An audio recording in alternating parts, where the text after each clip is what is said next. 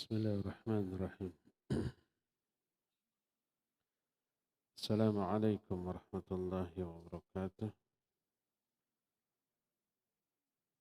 الحمد لله الذي أرسل رسوله بالهدى ودين الحق ليظهره على الدين كله ولو كره المشركون. وأشهد أن لا إله إلا الله وحده لا شريك له، وأشهد أن محمدا عبده ورسوله صلى الله عليه وعلى آله وأصحابه وسلم تسليما مزيدا، وبعد. Ikhwati fillah, baik jamaah Masjid Agung Al-Ukhwah Bandung yang Allah muliakan, juga para pendengar radio Tarbiyah Sunnah Bandung, juga radio-radio lain, para pemirsa beberapa stasiun TV serta para netizen. Alhamdulillah kita kembali berjumpa melanjutkan kajian tentang amalan hati. Kita sudah menjelaskan tentang wara'. Makna wara' adalah tarku ma yadurruhu fil akhirah. Meninggalkan apa yang madarat bagi dirinya di akhirat.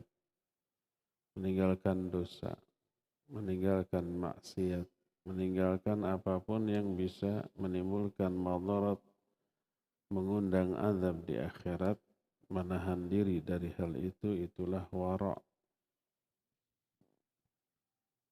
Perbedaannya dengan zuhud, kalau zuhud meninggalkan apa yang tidak ada manfaatnya di akhirat, kalau wara' meninggalkan apa yang membahayakan dirinya di akhirat. Zuhud lebih utama daripada wara'. Bahkan dikatakan wara' adalah pintu gerbang menuju zuhud. Wara' merupakan perkara yang sangat penting dalam agama kita dan menempati kedudukan yang sangat tinggi. Wara' dianggap sebaik-baik pengamalan agama kita.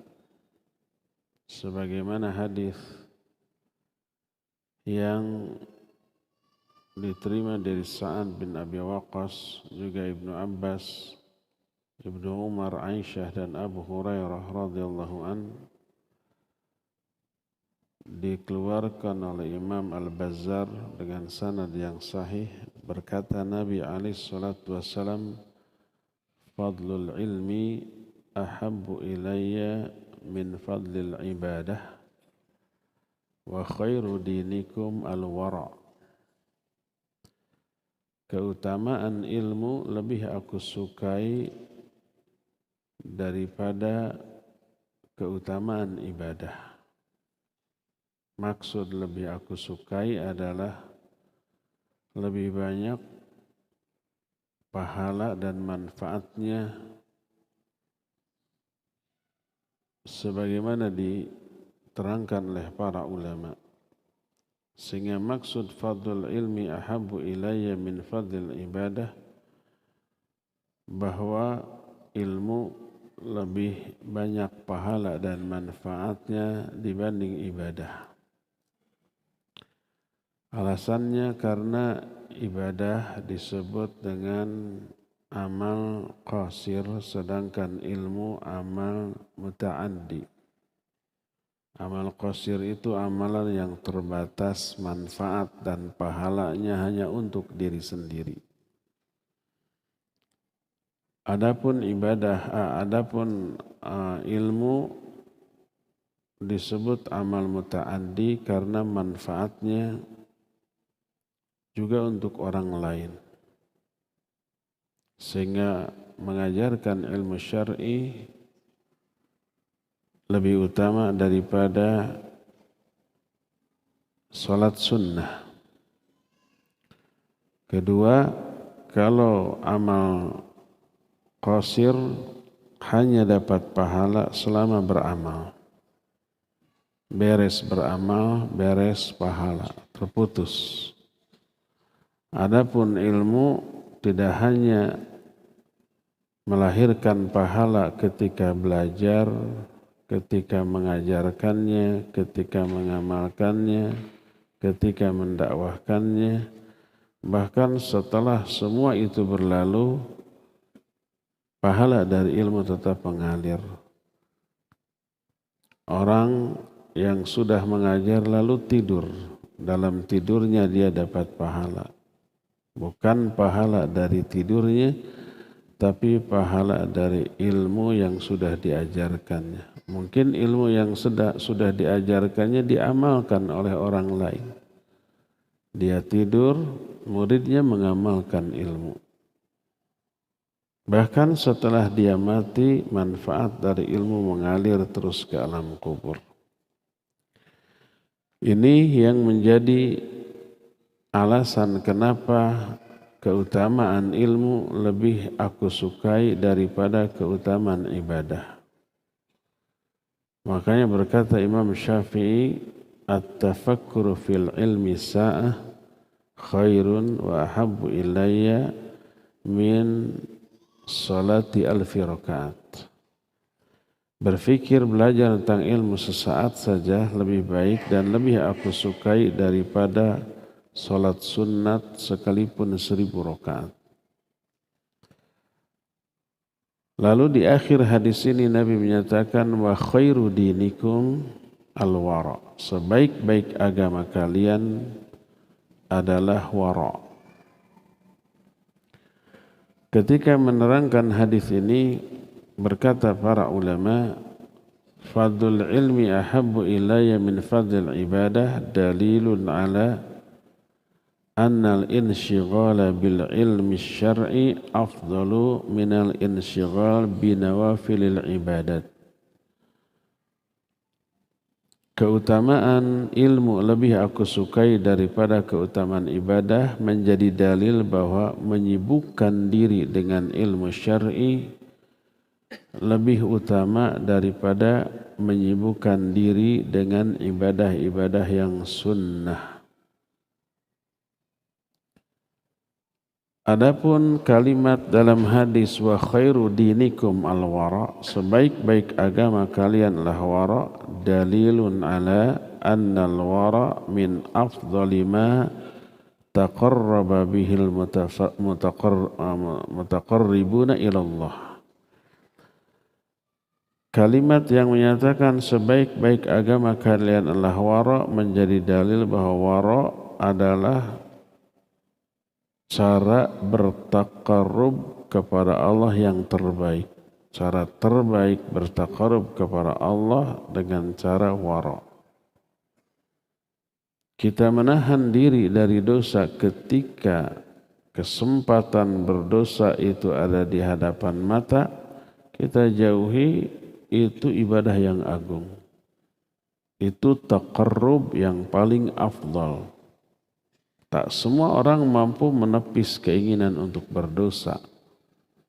Kalau seseorang ada kesempatan, kemampuan untuk berdosa, tapi dia hindari, dia jauhi, itu ibadah yang agung.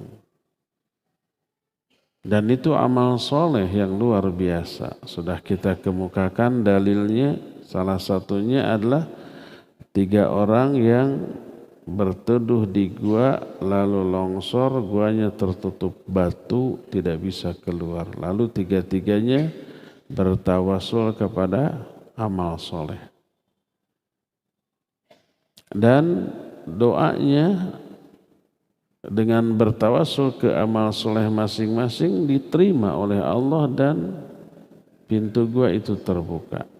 Salah satu amal soleh yang dijadikan wasilah dalam berdoa adalah seorang pemuda yang akan menzinahi seorang perempuan, tinggal perung.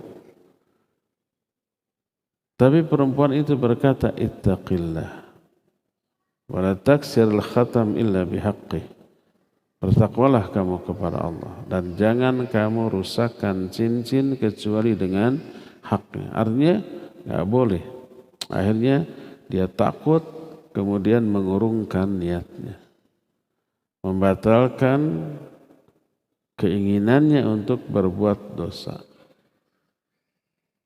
Kalau dia berdoa, ya Allah, seandainya apa yang aku lakukan tadi adalah ibadah amal soleh yang engkau terima, dengan amal soleh itu bukakan pintu gua.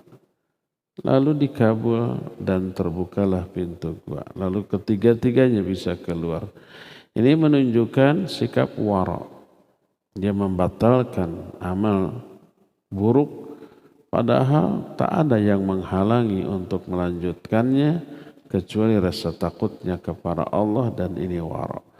Wara' adalah cara bertaqarrub kepada Allah yang paling agung. Dan dari sini kita mengetahui pentingnya wara' dan tingginya kedudukan wara' dalam agama kita, sehingga Nabi menyatakan wa khairu dinikum al-wara'.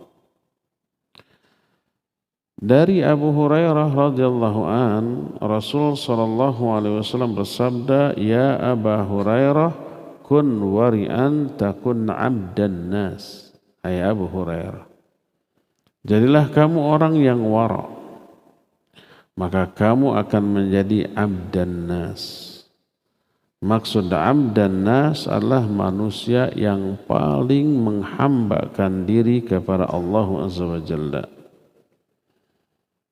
Hadis riwayat Imam Ibnu Majah dalam kitab sunannya ini disahihkan oleh Syekh Al-Albani dalam kitab Silsilah Al-Hadis As-Sahihah, yang menunjukkan bahwa wara' itu memiliki tingkatan tinggi dalam beribadah kepada Allah, sampai orang yang wara' dianggap sebagai manusia yang paling hebat ibadahnya kepada Allah.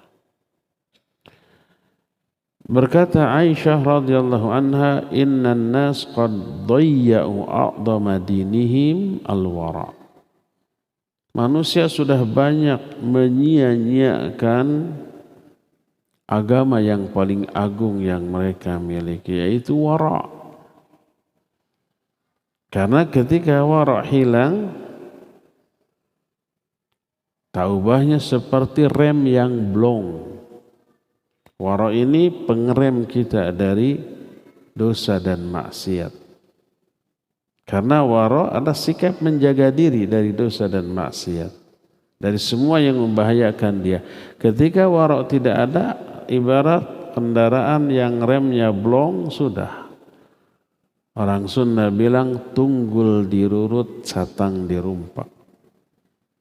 Tunggul dan catang ini benda keras, dirumpak artinya ditabrak. Apa yang terjadi? Mencelakakan diri sendiri.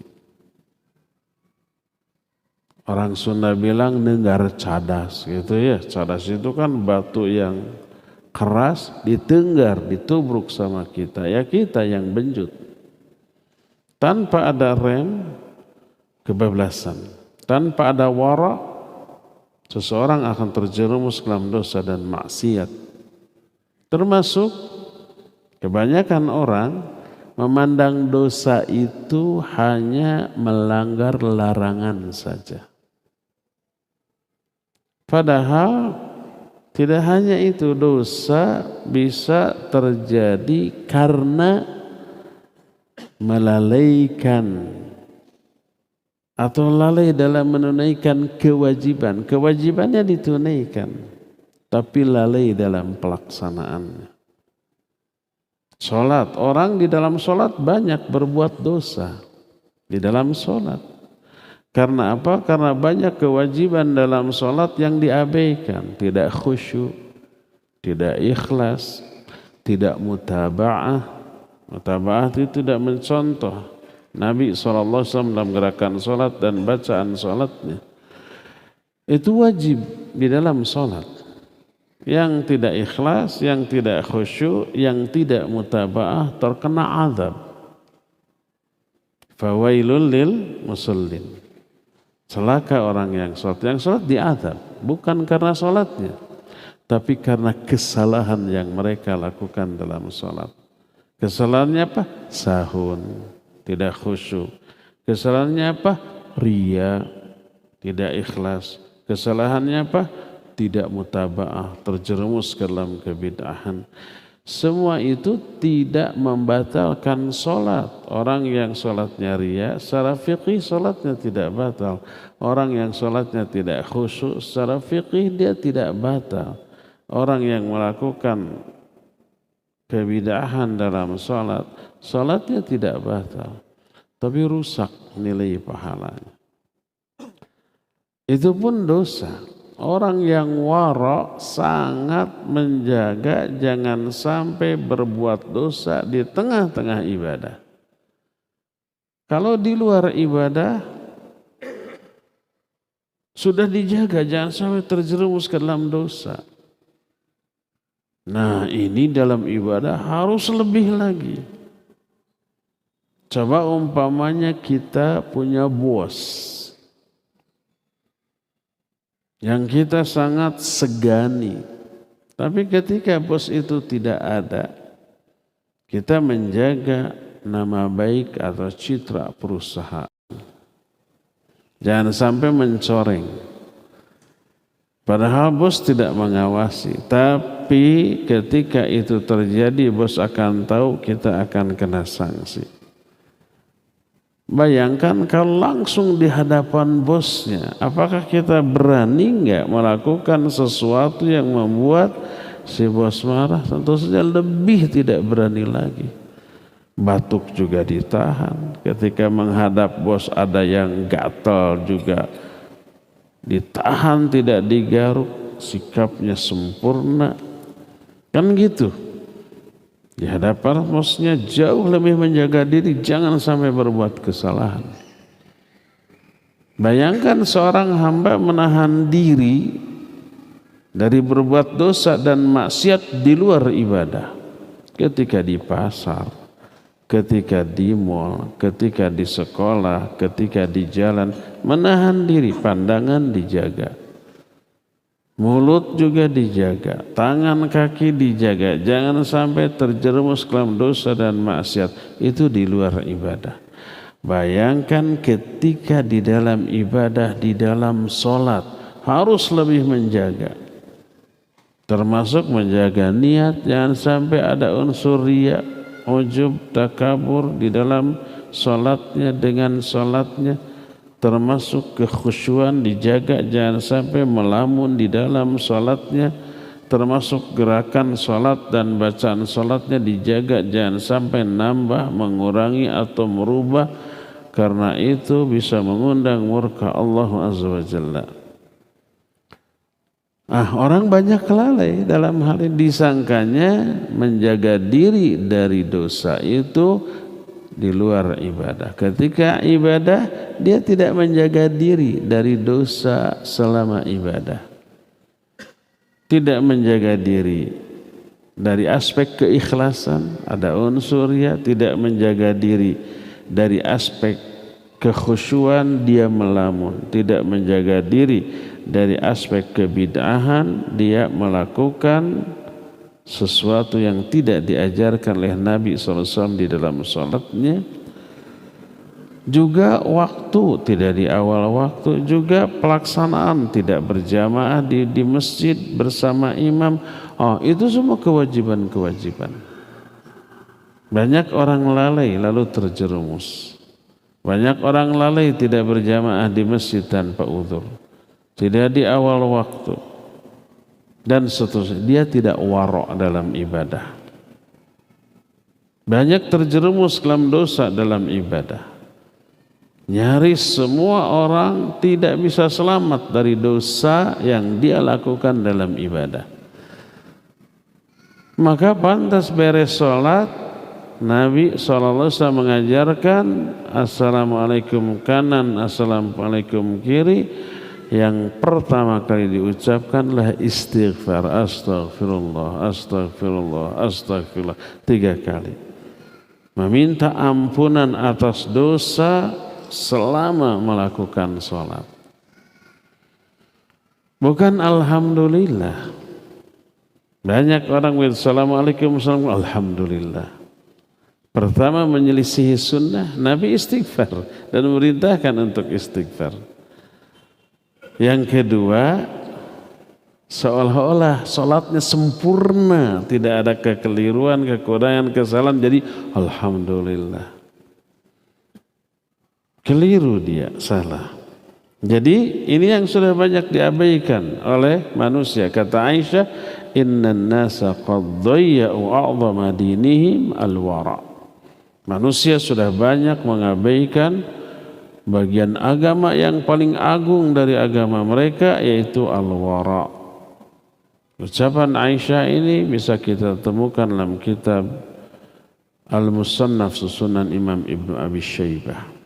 Berkata Al-Hasan, ma 'abadal 'abiduna bi syai'in afdala min tarki ma nahahumullahu an.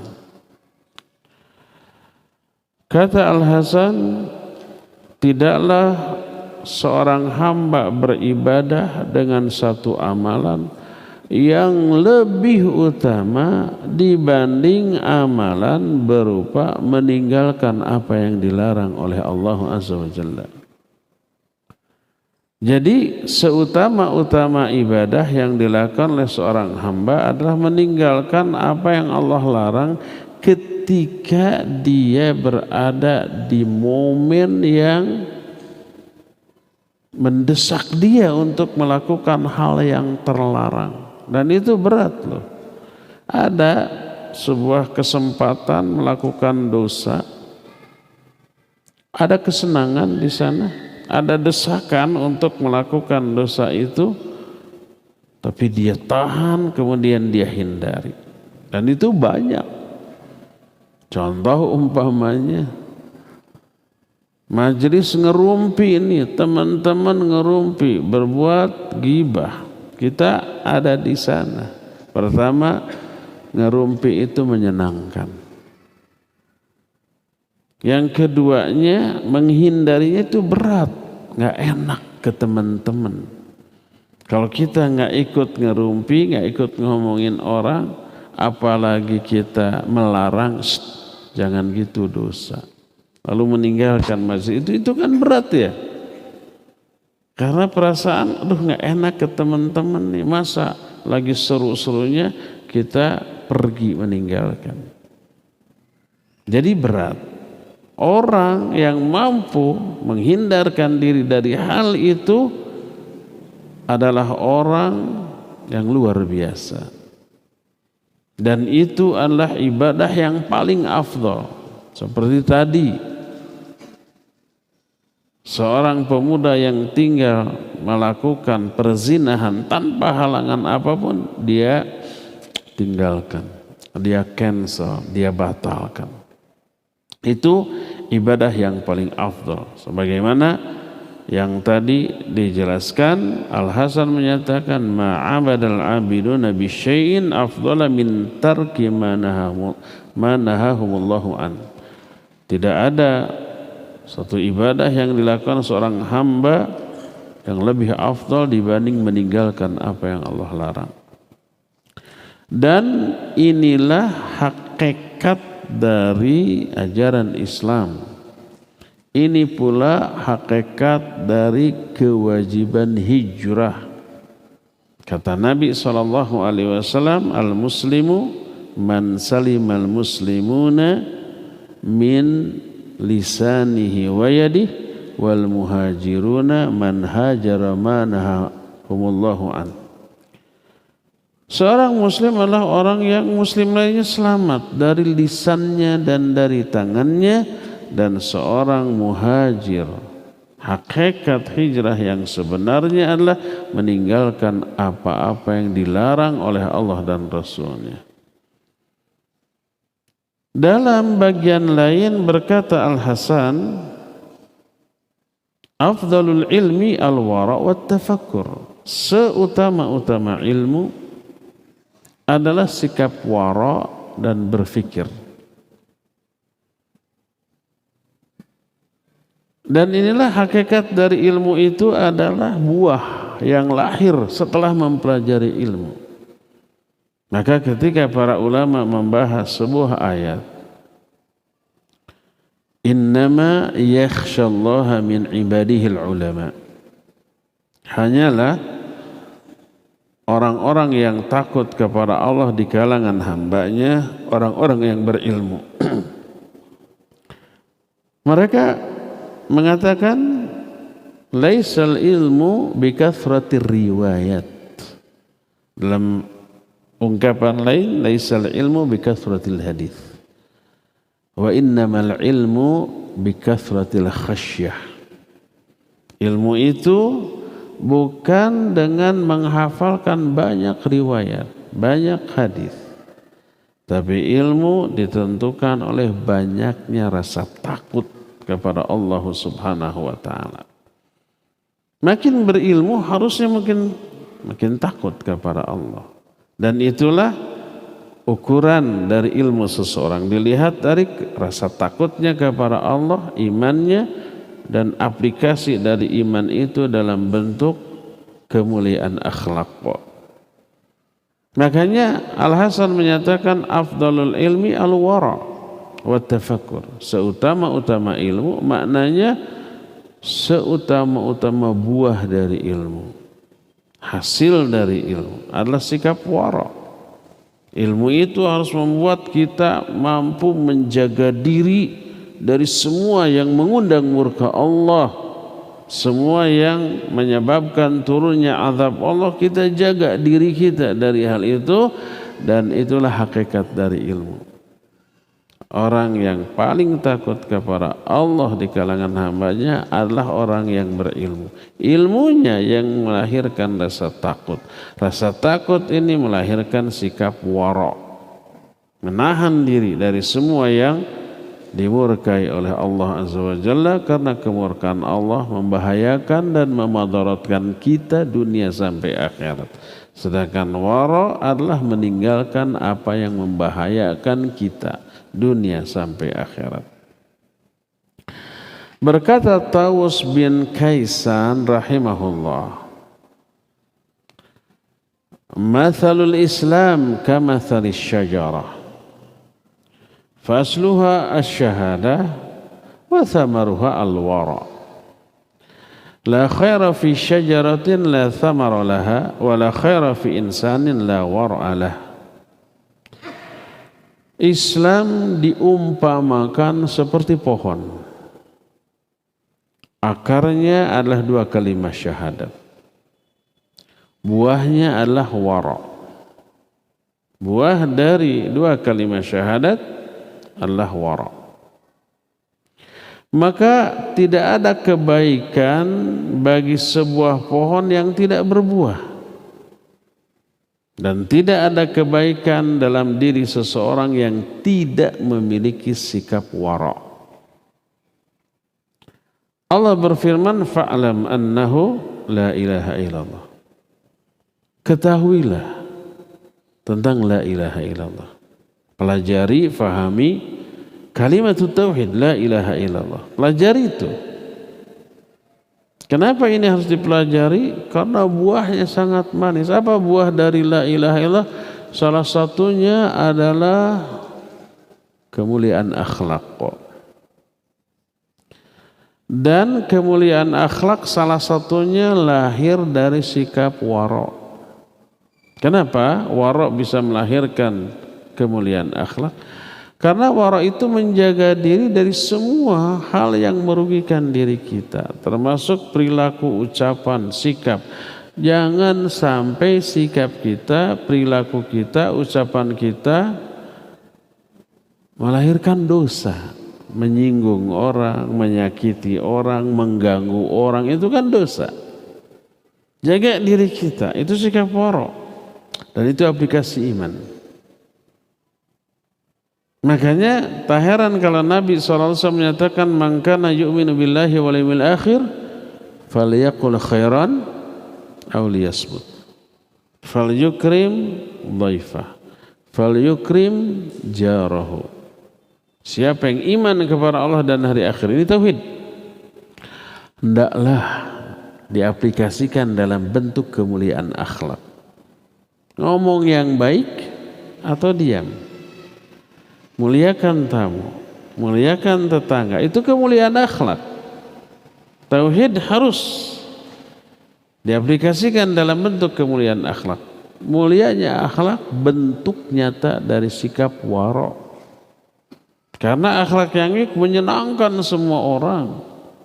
Ketika akhlaknya buruk, ucapannya menyakiti, sikapnya menyinggung, berarti dia tidak wara', tidak menjaga diri dari keburukan, tidak menjaga diri dari dosa, tidak menjaga diri dari hal yang membahayakan dia di akhirat.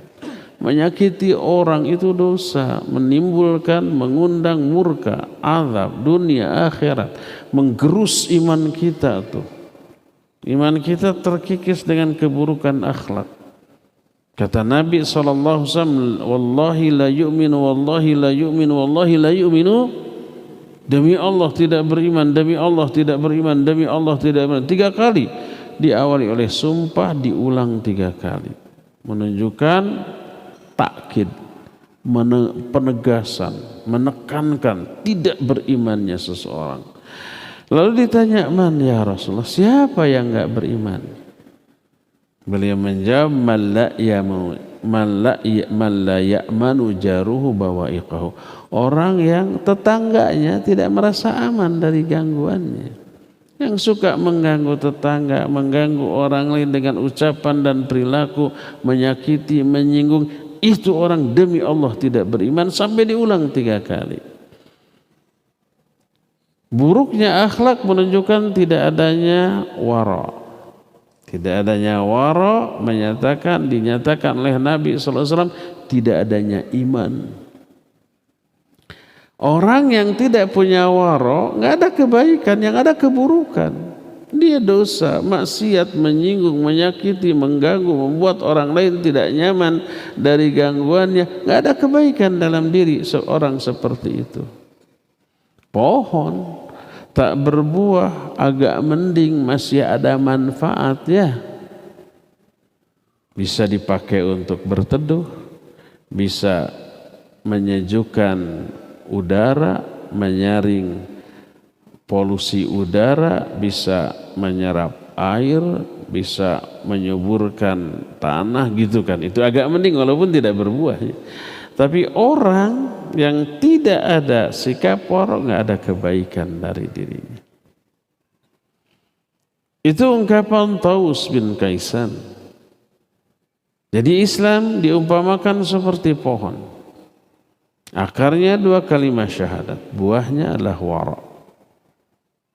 Maka tak ada kebaikan dalam pohon yang tak ada buah, tak ada kebaikan dalam diri seorang yang tidak ada wara'. Berkata Khalid bin Ma'dan, man lam yakun lahu hilmun yandhabitu bihi jahlah wa wara'un yahjizuhu amma harramallahu alaihi wa husnu sahabati man yashabuhu fala hajata lillahi fihi. Perhatikan nih, jangan sampai kita masuk ke dalam tipikal orang seperti yang dikatakan Khalid bin Ma'dan ini.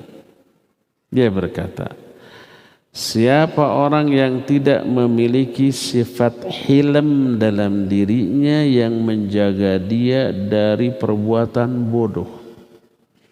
Hilm itu nanti ada.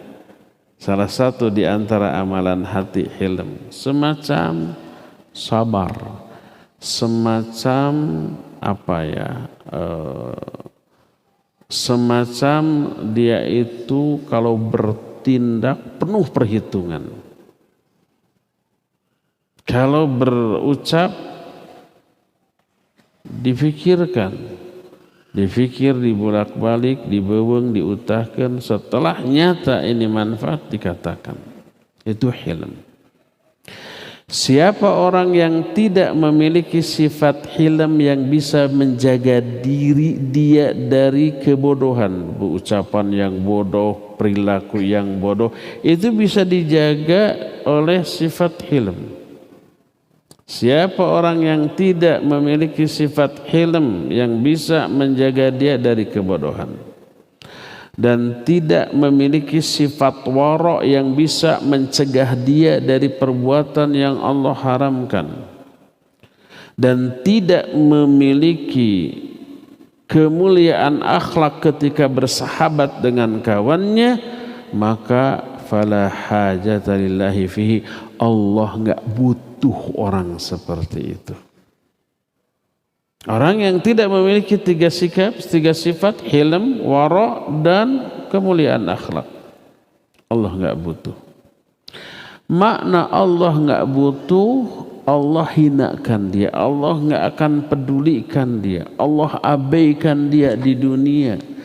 Karena apa? Dia mengabaikan inti ajaran yang Allah turunkan kepada manusia. Inti ajaran Islam yang Allah turunkan itu wajib tuh melahirkan tiga sifat tadi itu, hilm, wara, dan kemuliaan akhlak. Ini buah dari akidah, buah dari ibadah. Itu tuh akhlak. Tiga-tiganya akhlak, wara akhlak, hilm akhlak, kemuliaan perilaku juga akhlak. Inna sholata tanha anil fahsya'i wal munkar. Salat itu mencegah orang dari perbuatan keji dan munkar, mencegah dari keburukan akhlak. Salat wajib melahirkan kemuliaan akhlak. Saum juga gitu. Man lam yada qawla zur wal amala bihi wal jahal falaysa lillahi hajatun fi ayyada'a ta'amah wa syarabah. Siapa orang yang ketika saum tidak meninggalkan ucapan perbuatan yang sia-sia, perbuatan dan ucapan yang bodoh, Allah enggak butuh kepada saumnya. Meninggalkan makan, minum, lapar, haus, lemas yang dia lakukan, Allah enggak butuh, ditolak tuh. Karena kalau saumnya melahirkan keburukan akhlak, ucapannya, perbuatannya bukan hanya sia-sia, malah madarat, menyinggung, merugikan banyak orang. Itu bertolak belakang dengan hakikat dan tujuan dari saum. Jadi sholat, saum, zakat, haji, umroh itu harus melahirkan buah manis berupa kemuliaan akhlak. Akidah juga begitu, tauhid juga begitu, dua kalimat syahadat juga begitu. Buahnya nyata, real, terasa oleh banyak orang, yaitu kemuliaan akhlak. Ini inti dari ajaran Islam. Maka siapa orang yang ketika berperilaku sudah berakidah, sudah beribadah, tapi enggak melahirkan kemuliaan akhlak, Allah abaikan dia. Allah enggak butuhkan orang seperti itu. Allah akan tidak pedulikan. Orang ini dihinakan dunia sampai di akhirat karena dia mengabaikan al-jaza min jinsil amal, mengabaikan ajaran Allah, Allah akan abaikan dunia akhirat. Dia berpaling dari ajaran Allah. Lihat, faman a'rada an dzikri fa inna lahu ma'isyatan dhanka wa nahsyuruhu yaumal qiyamati a'ma qala rabbi lima hasyartani a'ma wa qad kuntu basyira qala kadzalika atatska ayatuna fanasitaha wa kadzalikal yauma tunsa. Siapa orang yang berpaling dari peringatanku, dari ajaran Allah, dari Quran Sunnah, dia akan merasakan kehidupan yang sumpek, sempit di dunia. Di dunia tuh, walaupun harta melimpah, jabatan, pangkat, kekuasaan tinggi, populer di tengah masyarakat, dia stres. Karena apa? Karena berpaling dari ajaran Allah. Hartanya, jabatannya, pangkatnya, kekuasaannya, popularitasnya tidak dimanage dengan manajemen syar'i. Berpaling dia dari manajemen syar'i, dari peringatan Allah, dari ajaran Allah. Allah kasih kehidupan yang sumpek, yang sempit. Stres dia di tengah kekayaan yang melimpah. Ada orang kaya tapi stres, banyak. Ada orang yang berkuasa tapi stres, banyak. Ada orang yang populer, terkenal, viral, beken, kaceluk, kaawun-awun, kakoncara, khazanah pria, tapi stres ada. Apa pelariannya? Ngedrugs, narkoba, mabok. Ada orang kaya tapi mengkonsumsi narkoba. Rata-rata orang kaya, ada orang miskin akan mampu membeli atunya. Kurang apa orang? Kekayaannya banyak, terkenal, cantik dan tampan, punya kekuasaan, tapi stres. Firman Allah, fa inna lahu ma'isyatan dhanka. Itu di dunia. Wa nahsyuruhu yaumal qiyamati a'ma. Kami kumpulkan orang itu pada hari kiamat dalam keadaan buta. Dalam ayat lain buta, tuli dan bisu. Orang itu komplain, Rabbi lima hasyartani a'ma wa qad kuntu basyira. Ya Allah, kenapa engkau kumpulkan aku dalam keadaan buta? Padahal dulu ketika di dunia aku melihat. Apa kata Allah? Qala kadzalika atatka ayatuna fanasitaha wa kadzalika al-yawma tunsa. Demikianlah. Al-jaza min jinsil amal. Balasan akan disesuaikan dengan jenis perbuatan. Dulu ketika kamu hidup di dunia, telah datang ayat-ayat kami kepadamu, kamu abaikan, kamu remehkan, kamu lupakan, kamu berpaling. Demikian juga kamu sekarang diabaikan, diremehkan, dihinakan. Kamu Allah berpaling dari kamu, dihinakan, direndahkan. Al-jaza min jinsil amal. Salah satu penyebab orang dihinakan oleh Allah dunia akhirat adalah karena tidak adanya sikap wara.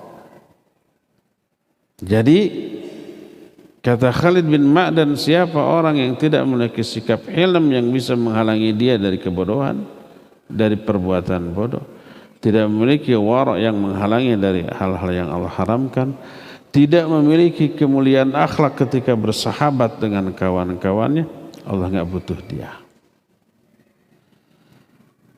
Nah, ini semua menunjukkan baik ayat yang tadi dikutip, hadis Nabi SAW,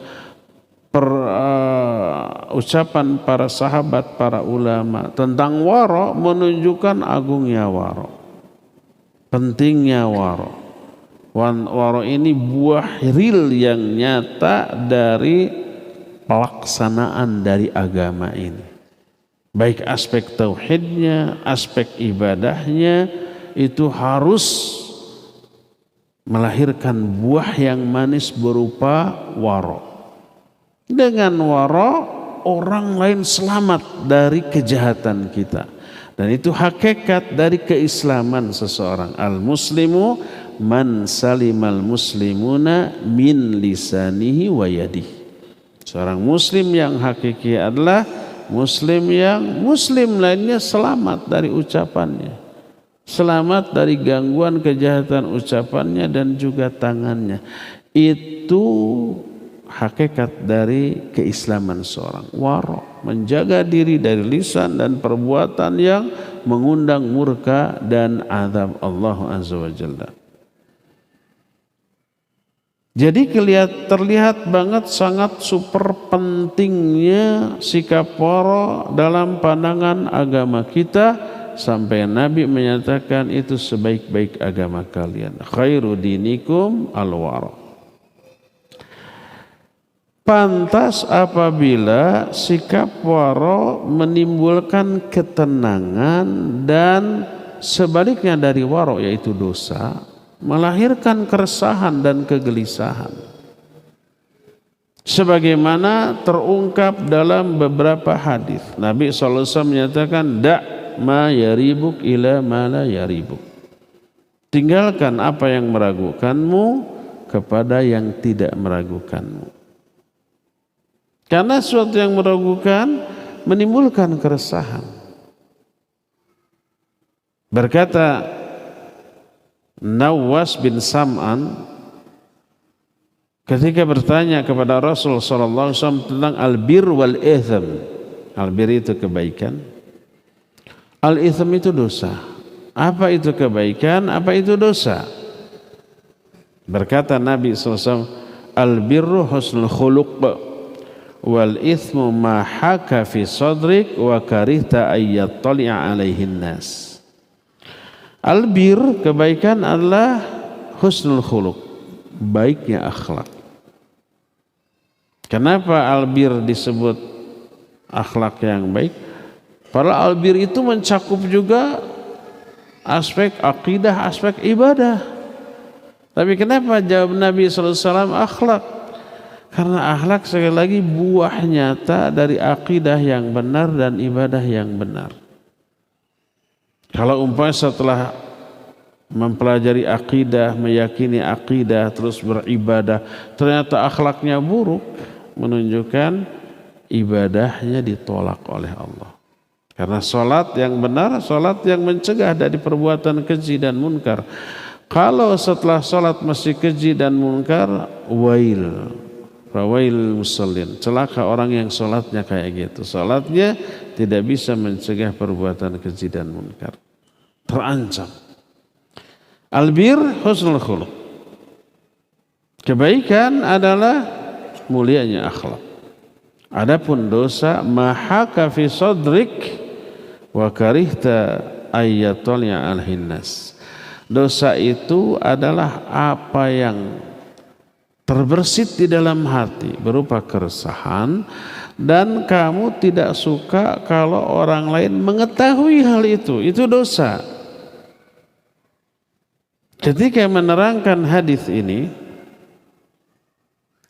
sahih, diriwayatkan oleh Imam Muslim dalam kitab sahihnya. Dosa itu adalah syubhat, sesuatu yang dia ragu. Ragu apa? Luas dalam semua aspek, halal apa haram, dosa apa pahala, wajib atau haram. Seperti itu tuh. Dia ragu. Karena apa? Karena nggak tahu ilmunya, karena bodoh tentang hal itu. Betapa banyaknya orang yang karena kebodohannya dia tidak tahu mana halal mana haram, mana sunnah mana bid'ah, mana adat mana syariat, mana benar mana salah. Dia nggak tahu karena kebodohannya. Lalu menimbulkan keresahan, dan dia nggak mau orang lain tahu tentang keresahannya. Nah, yang seperti ini lahir karena tidak adanya sikap wara' dalam hatinya. Kalau ada wara', maka yang syubhat, yang ragu pasti dia tinggalkan. Seperti hadis yang pernah kita bahas dalam pertemuan yang kemarin, bahwa innal halala bayyinun wa innal harama bayyinun wa bainahuma umurun mustabihat. Faman waqa'a fi syubuhat waqa'a fil haram. Yang halal jelas, yang haram jelas, antara kedua-duanya ada yang syubhat, ada yang ragu. Yang ragu itu tinggalkan.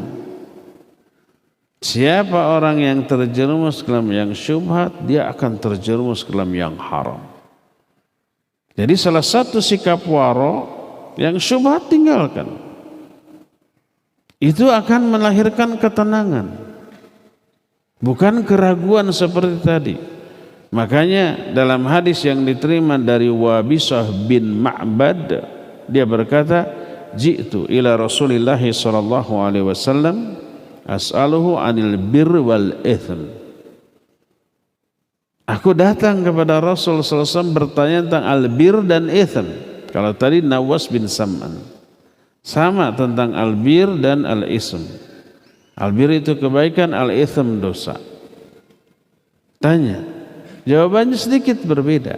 Kata Nabi SAW, jita tas'alu anil bir wal ithm. Kamu datang untuk bertanya tentang albir dan al-ithm, tentang kebaikan dan dosa. Fakultu, aku menjawab, walladhi ba'athaka bilhaq ma ji'tuka as'alu an ghairi. Demi Allah, yang telah mengutusmu dengan membawa kebenaran. Aku tidak datang kepadamu untuk bertanya tentang hal yang lain. Enggak, hanya ini. Apa itu albir, apa itu dosa? Apa itu kebaikan, apa itu dosa? Maka Nabi SAW menjawab, albirru man syaraha lahu sadruk wal itham ma haka fi sadrika fa in aftaka anhun nas. Albir atau kebaikan itu adalah sesuatu yang membuat dadamu lapang. Sedangkan dosa adalah apa yang terbersit dalam hatimu dan engkau tidak suka orang lain mengetahuinya, sekalipun manusia banyak memberi fatwa kepadamu tentang hal tersebut. Maksud memberi fatwa itu mendukung, membenarkan apa yang terbersit dalam hatimu, tapi membuatmu resah dan gelisah. Seperti itu. Dari hadis ini kita tahu bahwa kebaikan membuat dada lapang, tenang dan tentram. Sebaliknya, dosa membuat kita resah dan gelisah. Nah, sikap waro ini berdampak luar biasa. Bila dilanggar, dampak buruknya juga luar biasa. Berkata Rasul sallallahu alaihi wasallam,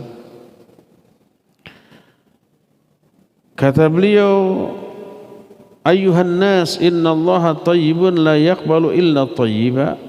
Wa inna allaha amara al-mu'minin bima amara bihil mursalin.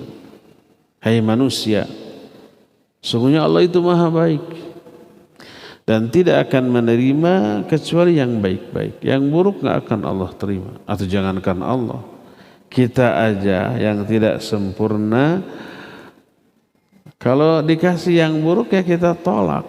Atau yang baik tapi ada tercampur sedikit keburukan juga kita tolak. Umpamanya bakso tuh, kemudian ada cecak jatuh ke sana tapi nggak mati, kabur lagi. Mau kita terima bakso itu dimakan? Enggak. Karena apa? Karena tahu ada sesuatu, padahal dibilang kotor nggak kelihatan kotorannya. Tidak merubah rasa, aroma, dan warna. Warnanya tetap, rasanya tetap, aromanya tetap, ya enggak? Berubah enggak itu bakso? Enggak. Tapi kita enggak mau. Karena yang baik tersebut tercampur sesuatu yang kotor, walaupun yang kotor itu tidak terlihat dampaknya, warnanya tetap, rasanya tetap, aromanya tetap. Enggak mau. Itu manusia. Apalagi Allah. Allah itu maha baik dan tidak akan menerima kecuali yang baik. Dan Allah memerintahkan orang mukmin dengan perintah yang sama kepada para rasul. Perintah Allah kepada para rasul sama isinya dengan perintah kepada orang-orang mukmin. Allah berfirman di dalam Al-Quran surah Al-Mu'minun ayat 51 kepada para rasul. Kata Allah, ya ayyuhar rusul kulu minat tayyibati wa'malu sholihan inni bima ta'maluna alim. Hai para rasul, makanlah oleh kalian hanya yang baik-baik, yang halal, yang haram nggak boleh, dan beramal solehlah. Aku mengetahui apapun yang kalian lakukan. Perintah Allah kepada para rasul dua, makan yang baik-baik, lakukan amal soleh. Nah, dalam surah Al-Baqarah 172 Allah perintahkan kepada orang mukmin, ya ayyuhalladzina amanu kulu min thayyibati ma razaqnakum. Hai orang-orang beriman, makanlah oleh kalian yang baik-baik dari apa yang kami rizkikan kepadamu. Disuruh makan yang baik. Rasul begitu, manusia begitu. Ini waro. Jangan memakan yang buruk. haram atau syubhat. Tinggalkan yang syubhat, apalagi yang haram. Ini wara. Hanya yang baik-baik, yang dipastikan kebaikannya, dipastikan kehalalannya. Ketika ini dilanggar, sikap wara ini dilanggar, berani melanggar apa yang Allah larang, makan yang haram. Lihat dampaknya. Kata Rasulullah SAW, "Thumma dzakara ar-rajul yutilu safar as'atha aghbara yamuddu yadayhi ila as-sama, ya Rabb ya Rabb, wa mat'amuhu haramun wa mashrabuhu haramun wa malbasuhu haramun wa ghudya bil haram, fa anna yustajabu lidzalik." Lalu Nabi menerangkan ada orang berdoa dengan melakukan adab-adab doa yang bisa menyebabkan doanya dikabul. Pertama, orang ini yutilu safar, panjang perjalanan safar. Orang yang sedang safar, doanya dikabul. Ash'atha akbar, dia ini dekil and dekucel. Ash'ath itu kumal, akbar itu berdebu. Terus ya muddu yadaihi ila sama, dia angkat, dia tengadahkan kedua tangannya ke langit. Berdoa dengan mengangkat kedua tangan, kata Imam Ibnu Qayyim rahimahullah, termasuk faktor pendukung dikabulkannya doa. Secara umum begitu. Terus dia mengulang-ulang ilhah, mengulang-ulang doa ya Rabb gitu, ilhah. Dan itu ilhah, mengulang-ulang doa, termasuk hal yang mendukung dikabulkannya doa. Ada 4 adab yang membuat doa sangat mungkin lebih dikabul. Di dalam yang diterangkan dalam hadis ini, safar, menderita tadi dekil and dekucel, mengangkat kedua tangan, dan mengulang-ulang doa. Tapi apa kata Nabi? Tapi makanannya haram, minumannya haram, pakaiannya haram, mengkonsumsi yang haram. Bagaimana mungkin doanya bisa dikabulkan oleh Allah?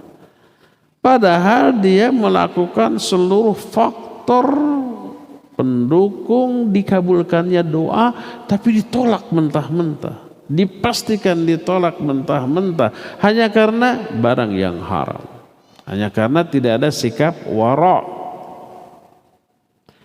Berdasarkan hal itulah maka sikap wara mengerem, mengendalikan orang dari sikap membabi buta dalam segala hal, termasuk dalam hal mencari rizki. Dan ingat, suatu saat nanti ada zamannya. Di zaman itu orang nggak peduli lagi terhadap halal haram dari harta yang dia peroleh. Apakah zaman kita sekarang sudah datang? Iya, mungkin. Berkata Nabi SAW dalam hadis sahih riwayat Imam Bukhari dalam kitab Sahih Bukhari dari Abu Hurairah radhiyallahu an, la ya'tiyanna 'alan nasi zamanun la yubalil mar'u bima akhadhal mal amin halalin amin haram. Akan datang kepada manusia satu zaman. Di zaman itu orang enggak peduli lagi dengan cara apa dia memperoleh harta, apakah halal atau haram, enggak peduli. Yang penting dapat. Sampai ada omongan yang haram aja susah dicari, apalagi yang halal, gitu kan? Ketika kita nasihati, jangan loh, ini haram secara syar'i. Dia bilang zaman gini ngomong halal haram, yang haram aja susah dicari, apalagi yang halal. Itu ngomongannya. Pernah dengar omongan itu? Ya, sering kita dengar. Apakah zaman itu adalah zaman yang sudah dinubuatkan oleh Nabi SAW? Mungkin. Datang suatu zaman kepada manusia, di zaman itu orang enggak peduli halal atau haram. Diingatkan haram juga cuek, enggak peduli. Betapa banyaknya orang, para ustadz, para dai peringatkan Hati-hati dengan riba. Riba itu ngajak perang kepada Allah dan Rasul. Cuek. Malah mencari fatwa yang menghalalkannya. Dan seterusnya. Inilah pentingnya sikap wara'. Di dalam beragama, wara' itu ibarat rem yang bisa menahan kita, mencegah kita dari perbuatan yang mengundang murka dunia dan akhirat. Ya, cukup sampai di sini aja penjelasan kita di sore hari ini. Kita masih punya sisa waktu untuk bertanya jawab. Apabila ada pertanyaan dipersilakan. Wassallallahu ala nabiyina Muhammadin wa ala alihi wa ashabihi wasallam. Sudah, jangan ada lagi yang mengajukan pertanyaan karena ini sudah banyak.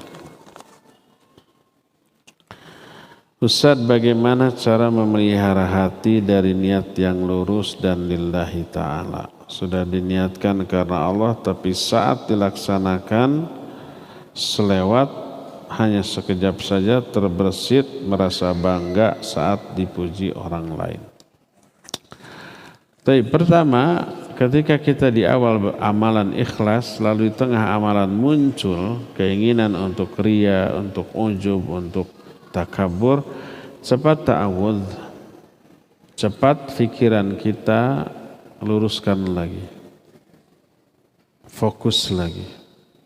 Ya, peduli pujian, sanjungan, apresiasi orang yang kita inginkan, pujian, sanjungan, apresiasi, penilaian dari Allah, balasan dari Allah, bukan dari manusia. Cepat saja, itu adalah godaan setan. Luruskan lagi niat. Ini yang pertama. Yang kedua, ketika orang lain memuji, cepat-cepat berdoa agar Allah Azza wa Jalla menyelamatkan kita. Doanya doa yang diucapkan oleh Abu Bakar As-Siddiq radhiyallahu anhu. Allahumma la tu'akhidni bima yaqulun waghfirli mimma la ya'lamun waj'alni khairan mimma yadhunnun. 3 kalimat. Ya Allah, jangan kau azab aku karena pujian mereka. Ampuni aku dari dosa-dosa yang tidak mereka ketahui. Mereka memuji kita karena enggak tahu kita banyak dosa. Ampuni dosa-dosaku yang tidak mereka ketahui dan jadikan aku lebih baik dari dugaan mereka. Waj'alni khairan mimma yadhunnun. Mereka memuji karena menyangka kita baik. Jadikan aku lebih baik daripada dugaan mereka. Doa begitu ya.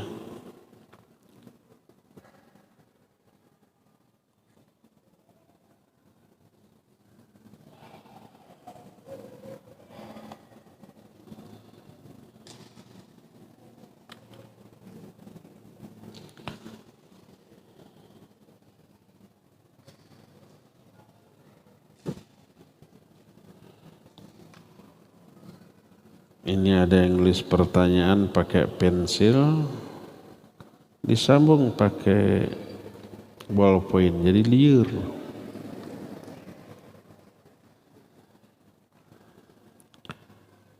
Izin bertanya, kalau kita dipuji terus bilang makasih dan Masya Allah, tabarakallah, apa sudah benar? Tidak benar. Seolah-olah kita senang dipuji, makasih ya. Nanti orang itu akan muji lagi. Padahal Nabi SAW menyatakan kalau ada orang muji, kamu ambil pasir, lempar ke mukanya. Karena dia mau menjerumuskan kita kepada riya, ujub, takabur atau yang sejenisnya. Jangan bilang makasih. Selain berdoa dipuji, karena kalau kita diam senyum biasanya suasana jadi canggung. Jadi harus gimana ya Ustaz? Tadi berdoa begitu. Terus nasihati untuk tidak memuji. Allah jangan ngomong begitu, ini enggak seberapa gitu. Atau nasihati, jangan memuji di depan, apalagi di hadapan banyak orang. Karena bisa menjerumuskan orang yang dipuji ke dalam riya atau ujub atau takabur. jika kita akhwat ingin berumroh tapi tidak ada mahram, ayah sudah meninggal dan tidak ada saudara laki-laki dari ayah dan ibu, akhwat tersebut hanya pergi dengan ibunya, apakah dibolehkan? Tidak boleh. Kecuali kalau haji yang pertama, para ulama membolehkan. Haji yang pertama wajib, kalau umrah sunnah. Haji yang kedua sunnah, tidak boleh tanpa mahram. Jadi apa solusinya? Cari mahram, nikah dulu, setelah itu umrah bersama suaminya, gratis lagi karena dibayarin sama suaminya. Buka lowongan, dicari calon suami yang mau umrah sama saya, gitu aja sudah.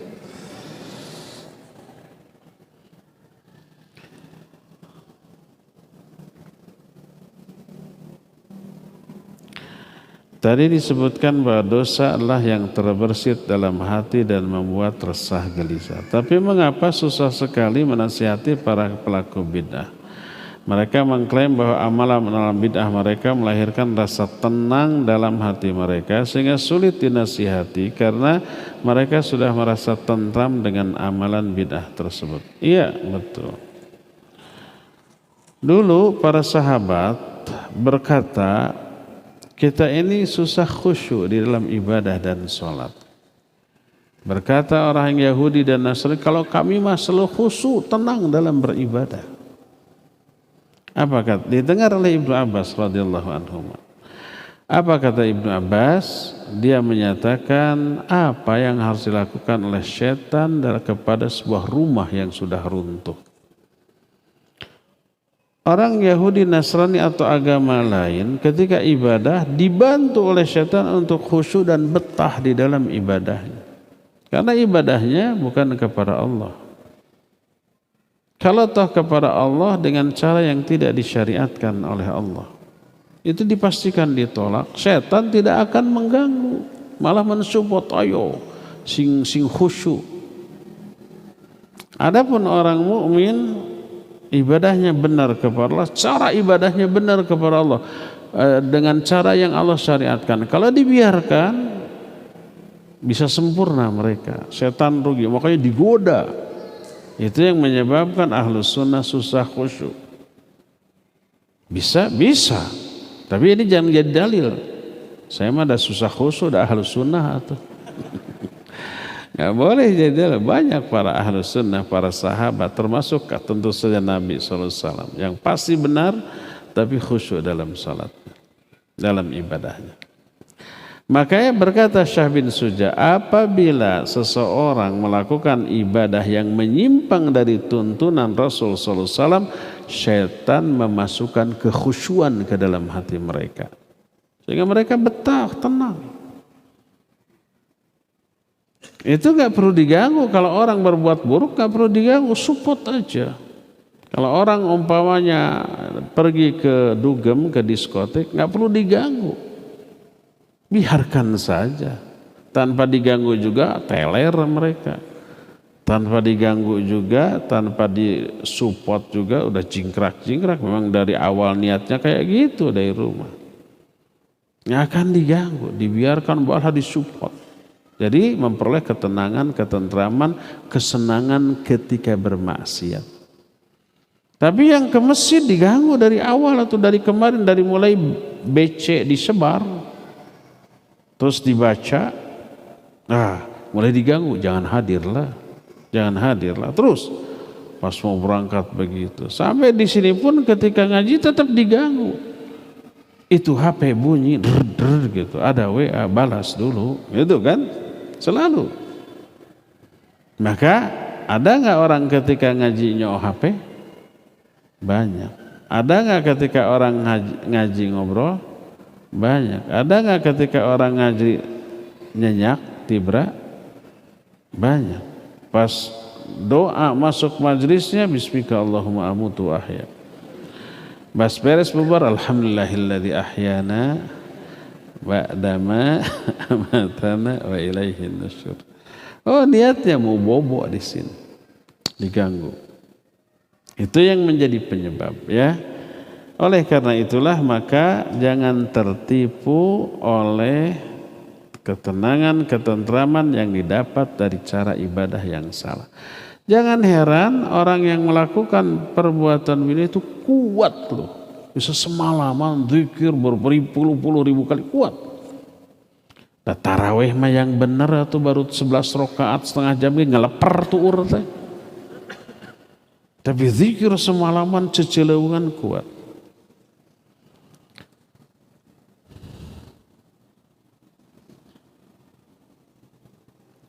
Ustaz, apa bedanya usul fiqih dan salasatul fiqih? Nggak ada istilah salasatul fiqih. Mungkin al-usuluh salasah gitu. Usul fiqih dengan salasatul usul mungkin begitu ya, salasatul usul atau al-usuluh salasah. Usul fiqih adalah cabang ilmu. Ilmu untuk apa? Untuk melahirkan fiqih. Ibarat gini, fiqih ini makanan yang sudah jadi tinggal Usul fiqih cara memasak, mengolahnya, mengelolanya sehingga jadi makanan. Fiqih itu contohnya umpamanya apa hukum sholat, apa hukum saum, apa hukum ini, hukum itu, ya. Terus tata cara sholatnya harus begini. Itu fiqih. Nah, usul fiqihnya mengolah kenapa sholat itu wajib. Dari mana tahu wajib? Nah, digali dari dalil Quran. Al-Quran ada yang memerintahkan aqimus sholat. Oh, ada perintah. Ada ancaman siapa yang tidak sholat begini. Oh, ada ancaman bagi yang tidak sholat. Maka lahir kaidah al-aslu fil amri lil wujub illa ma dalla dalilun ala khilafih. Pada asalnya perintah dalam Quran atau hadis menunjukkan wajib. Kecuali kalau ada dalil yang memalingkan dari kewajiban. Ada perintah tapi menyatakan tidak dilaksanakan pun tidak apa-apa, tapi yang melaksanakan berpahala. Ini berarti dalil yang menyatakan tidak wajib. Seperti wa minal laili fatahajjad bihi nafilatan lak. Dan sebagian waktu malam tahajudlah kamu. Ini perintah. Tapi kenapa tidak wajib, tidak sunnah? Sebab ada dalil lain yang memalingkan, yang menyatakan siapa yang tidak tahajud enggak dosa. Seorang bertanya kepada Nabi SAW tentang apa kewajibannya. Dia katakan nih, salat, saum, zakat gitu ya. Kalau begitu saya nggak akan nambah dari hal itu. Udah. Lalu berpaling. Kata Nabi SAW, dia sungguh berbahagia bila ucapannya benar. Hanya itu di antara salat fardu. Artinya salat-salat yang sunnah yang diperintahkan tidak terancam dengan dosa, maka jadi sunnah. Nah, jadi lahirnya hukum wajib, haram, makruh, sunnah, mubah itu dilahirkan dari hasil penggalian terhadap ayat dan hadis. Ilmu yang berbicara masalah itu usul fiqih. Dari usul fiqih lahir fiqih. Kitab-kitab seperti Bulughul Maram berbicara tentang tata cara wudu, tata cara mandi, tata cara tayamum, tata cara junub, tata cara sholat, itu fiqih. Nah, fikih itu dilahirkan dari usul fiqih. Adapun salah satu usul atau al-usuluh tsalatsa artinya 3 landasan pokok. Ini nama judul sebuah kitab al-usuluh tsalatsa yang pernah kita bahas sampai tuntas dengan syarahnya. Syarahnya banyak, syarah al-usuluh tsalatsa. Ya, kita pernah bahas semuanya.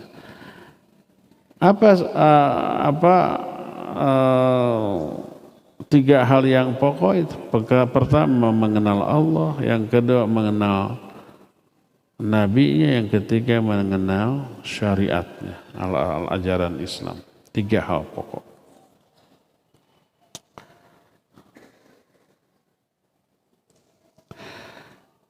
boleh nggak Ustaz jelaskan secara singkat mengenai manhaj salaf agar orang tua memahami manhaj salaf ini seperti apa?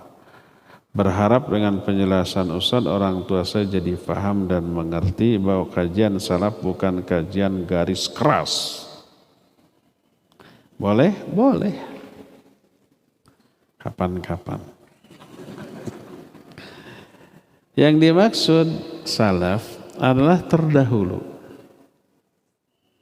Dan yang dimaksud generasi salaf adalah 3 generasi awal para sahabat, tabi'in dan 3 generasi ini dianggap 3 generasi terbaik. Kata siapa? Kata Nabi SAW. Beliau bersabda, khairun nas qarni thumma alladhina yalunahum thumma alladhina yalunahum. Sebaik-baik manusia adalah manusia pada generasi aku, yaitu para sahabat. Kemudian generasi setelahnya tabi'in, dan generasi setelahnya tabi'ut tabi'in. Ini 3 generasi yang disebut. Thumma yaji'u aqwamun. Setelah itu generasi keempat datang satu kaum. Kaum ini sudah enggak baik lagi, ya. Mereka sumpahnya mendahului persaksiannya dan persaksiannya mendahului sumpahnya. Pokoknya tidak amanah lagi atau tidak bagus lagi. Ini 3 generasi terbaik. 3 generasi terbaik ini disebut generasi salaf. Dalam memahami Islam, wajib kita mengikuti pemahaman generasi terbaik ini. Karena tidaklah mereka menjadi generasi terbaik kecuali karena pemahaman dan pengamalan agamanya. Al-Quran mengisyaratkan wajib kita mengikuti mereka dalam memahami Islam dan mengamalkannya. Siapa yang mengikuti mereka, surga jaminannya. Kata siapa? Allah. Al-Quran surah At-Taubah ayat 100, was-sabiquna al-awwalun minal muhajirin wal ansar walladzina tabauhum bi ihsan radhiyallahu anhum wa radu'an wa'adda lahum jannatin tajri tahtaha al-anhar. Orang-orang yang mula-mula masuk Islam dari kalangan muhajir dan ansar, maksudnya para sahabat. Dan orang-orang yang mengikuti mereka dalam kebaikan. Mengikuti apanya? Mengikuti pemahaman dan pengamalan agama mereka. Allah ridha kepada mereka dan mereka ridha kepada Allah. Dan Allah janjikan bagi mereka surga yang banyak mengalir sungai-sungai dalamnya.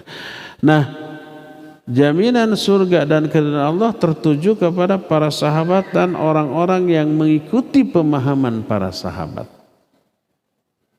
Para sahabat dan 3 generasi awal yang pertama disebut generasi salaf. Generasi terbaik. Karena pemahaman dan pengamalan agama mereka yang benar. Kita tidak mungkin menjadi orang salaf karena kita beda generasi. Tapi bisa menjadi pengikut mereka dalam hal memahami dan mengamalkan agama ini. Disebut salafi. Pakai iya nisbah namanya, menisbatkan diri kepada generasi salaf dalam hal memahami dan mengamalkan agama ini. Nah, itulah yang dimaksud dengan manhaj salaf. Manhaj salaf, manhaj itu artinya metodologi. Tariqatul faham lil kitab wa sunnah, itu manhaj. Metode dalam memahami Quran dan sunnah. Harus benar cara memahami Quran dan sunnah. Bagaimana cara yang benar? Ikuti generasi terbaik dalam memahami Quran dan sunnah. Ikuti mereka, mereka ahlinya. Mereka lebih tahu, mereka itu saksi hidup turunnya Al-Quran dan diamalkannya Al-Quran oleh Nabi SAW dan mendengar langsung penjelasan dari ayat Al-Quran dari mulut suci Nabi SAW. Itu para sahabat. Maka berkata Abdullah bin Mas'ud, "Idza ta'allamna 10 ayat min al-Qur'an lam nujawiz anhunna hatta na'rifa ma'aniyahunna wa na'mala bihi jami'an." Kami belajar Quran itu 10 ayat demi 10 ayat dengan Nabi sallallahu alaihi wasallam. Dihafalkan 10 ayat ini. Dijelaskan tafsirannya oleh Nabi SAW dan diamalkan bersama-sama. kami tidak berpaling kepada 10 ayat berikutnya sebelum 10 ayat pertama kami hafalkan, kami fahami maknanya dan kami amalkan bersama-sama di bawah bimbingan Nabi sallallahu alaihi wasallam. Terus begitu seluruh ayat diperlakukan seperti itu. Makanya hafalan mereka cermin dari ilmu dan amal mereka di zaman itu. Maka berkata Abdullah bin Umar, apabila ada seorang yang hafal surah Al-Baqarah, Ali Imran dan An-Nisa, jalla fi a'yunna, dia itu sangat mulia dalam pandangan mata kami. Karena hafalan di zaman itu cermin dari ilmu dan amal. Orang yang hafal ayat dan hadis dipastikan faham apa yang dia hafal dan dipastikan sudah diamalkan. Makanya menjadi mulia. Tidak ada generasi yang seperti itu. Oleh karena itulah pantas Allah memuji para sahabat dalam banyak ayat. Surah At-Taubah ayat 100 tadi pujian. Terus juga legitimasi bahwa amalan dan pemahaman sahabat pasti benar, maka Allah ridho dan siapkan surga. Lihat surah Al-Fath ayat terakhir ayat 29. Muhammadur Rasulullah walladzina ma'ahu asyidda'u 'alal kuffar ruhama'u bainahum tarahum ruk'an sujjada yabtaghuna fadla minallahi wa ridwana simahum fi wujuhihim min athari sujud dzalika mathaluhum fit Taurat wa mathaluhum fil Injil. Sepujian Muhammad itu utusan Allah dan orang-orang yang bersamanya berarti para sahabat. Allah keras kepada orang kafir. Ini pujian. Tapi saling berkasih sayang dengan sama mereka. Ini juga pujian. Engkau lihat mereka ruku sujud karena mengharapkan mencari karunia dan keridhaan Allah. Ini persaksian dari Allah tentang hati mereka. Rukunya sujudnya ikhlas dan berkualitas. Makanya diungkapkan ruk'an sujada. Dalam bahasa Arab disebut sighat mubalaghah. Menekankan kualitas ruku dan sujudnya itu luar biasa. Tidak tarahum raki'ina sajidina, tidak begitu, tapi tarahum ruk'an sujada, pakai sighat mubalaghah. Berarti ruku sujudnya itu ya berkualitas ya berkuantitas, mereka ahli ibadah. Terus ikhlas, mereka mengharapkan karunia dan keridhaan Allah. Tanda-tanda mereka nampak pada muka dari bekas sujud mereka. Itulah gambaran mereka dalam Taurat dan Injil. Jadi karakteristik sifat para sahabat sudah ada dalam Taurat dan Injil. Sahabatnya belum ada, ciri-cirinya sudah diterangkan. Bahkan Nabi Muhammad belum lahir, ciri-ciri para sahabat Nabi ini sudah diterangkan dalam Taurat dan Injil. Sudah masyhur di kalangan mereka. Berdasarkan hal itu, maka pantas para sahabat dapat legitimasi dari Allah dan Rasulnya. Kenapa? Karena pemahaman dan pengamalan Islamnya selain benar juga berkualitas. Itulah tangga atau mata rantai untuk bisa memahami Quran Sunnah dan yang benar melalui pemahaman para sahabat. Generasi salaf disebutnya. Kita yang mengikuti mereka disebut salafiyin. Kalau Quran dan Sunnah tidak difahami menurut pemahaman mereka, dengan cara apa lagi Quran difahami? Apa dengan filsafat, dengan kultur, dengan budaya, dengan ro'yu? Keliru, salah. Itu satu-satunya yang benar. Itulah yang disebut dengan manhaj salaf. Manhaj salaf adalah metodologi, cara memahami Quran Sunnah melalui pemahaman generasi salafus saleh. Kalau Islam tidak difahami menurut pemahaman generasi salafus saleh, dengan cara apa lagi Islam harus difahami? Coba. Dengan generasi zaman kiwari, nggak dijamin benarnya. Kalau para sahabat kan dijamin benarnya oleh Allah dan Rasulnya, ya. Itulah yang dimaksud dengan manhaj salaf. Apakah keras? Bukan keras. Pertama tegas, tapi penjelasan pencerahannya lunak, lembut. Antum pernah mendengar kata-kata kasar dari mulut saya ketika menjelaskan? Pernah sambil teriak, sambil melotot? Barusan melotot, eta mah contoh hiri. Enggak kan? Enggak. Karena apa?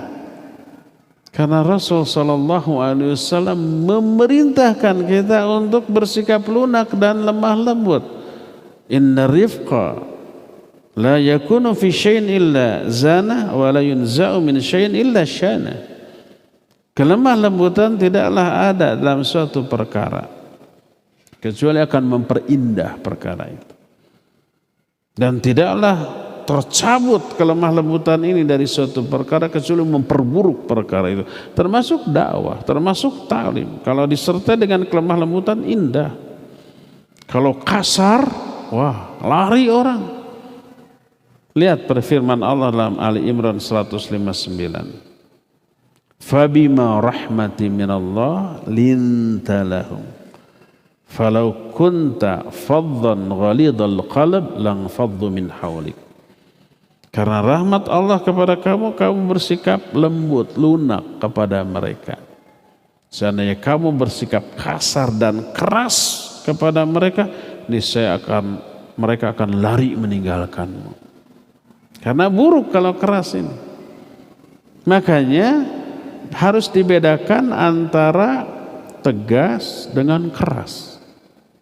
Kalau tegas, on the track. Kalau tegas, hitam putih. Tapi kalau hitam putih penyajiannya, penjelasannya harus lemah lembut. Jangan ada cacian, jangan ada makian, jangan ada hinaan kepada yang kita anggap keliru, salah atau menyimpang. Karena tujuan kita bukan menyakiti, menyinggung agar mereka sakit hati, bukan. Tujuannya menyadarkan. Maka hindarkan kata-kata yang menyakiti dalam berdakwah, dalam mendidik. Jangan keluar kata-kata sekebun binatang kayak gitu ya. Dasar sapi, dasar ular, dasar kadal kayak gitu.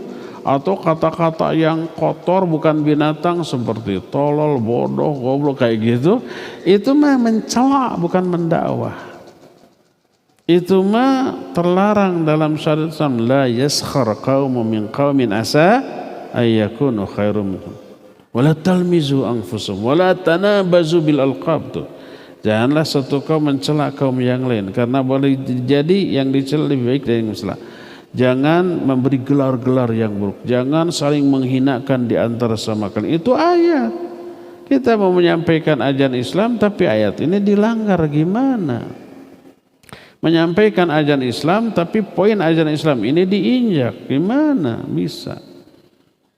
Tapi tetap walaupun lemah lembut, ini haram. Jauhi, ini sunnah. Lakukan, ini wajib. Laksanakan dengan sungguhnya, ini sunnah. Pegang teguh, ini bid'ah. Jauhi. Itu harus tegas tetap. Lemah lembut tidak berarti toleran kepada keburukan. Kepada yang judi, saya belum bisa meninggal. Ya sementara mah nggak apa-apa. Itu mah bukan lemah lembut. Itu mah apa? Itu mah mencampur adukan antara hak dan batil. La talbisul haqqa bil batil. Jangan kamu campur yang karena umpamanya tidak mau dijauhi, boleh enggak selama saya belum mampu saya lakukan maksiat? Ya enggak apa-apalah, tapi jangan lama-lama ya. Itu mah memanipulasi hukum atau ya. Jadi harus dibedakan antara tegas dengan keras. Tegas tapi lembut ya. Keras tapi ngaco ya jangan ya. Cukup ya sampai di sini. Mohon maaf tidak semua pertanyaan terbahas karena terbatasnya waktu.